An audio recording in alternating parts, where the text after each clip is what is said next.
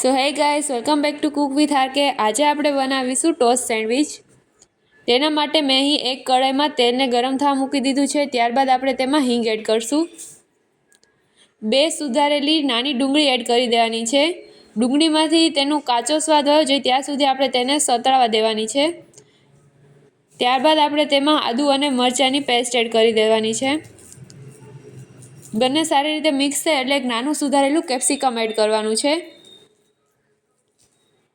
Capsicum અને ડુંગળી સારી રીતે સોફ્ટ જ રહે તેના માટે મેં અહીં સ્વાદ અનુસાર મીઠું એડ કરેલું છે। ત્યારબાદ બધું સારી રીતે મિક્સ કરી લેવાનું છે। થોડી વાર સતળાઈ જાય ત્યારબાદ આપણે તેમાં મસાલા એડ કરીશું।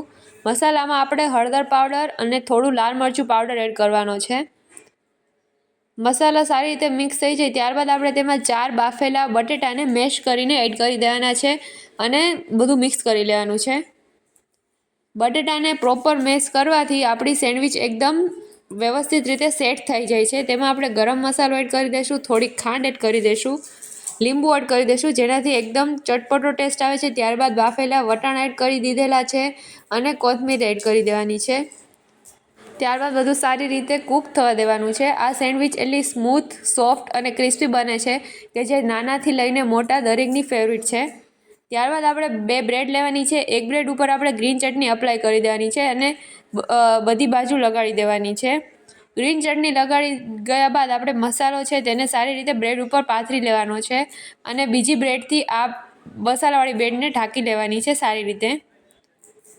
આ જ રીતે આપણે બધી સેન્ડવિચને ભરી લઈશું। ત્યારબાદ આપણે ટોસ્ટર લેવાનું છે, તેને ઓઇલથી ગ્રીસ કરી લેવાનું છે અને બ્રેડની ઉપરની સાઈડ અને નીચેની સાઈડ બંને તેલથી ગ્રીસ કરી અને ટોસ્ટ થવા માટે મૂકી દેવાનું છે। લગભગ 2 થી 3 જ મિનિટમાં આપણી સેન્ડવિચ એકદમ ક્રિસ્પી અને ટેસ્ટી તૈયાર થઈ જાય છે।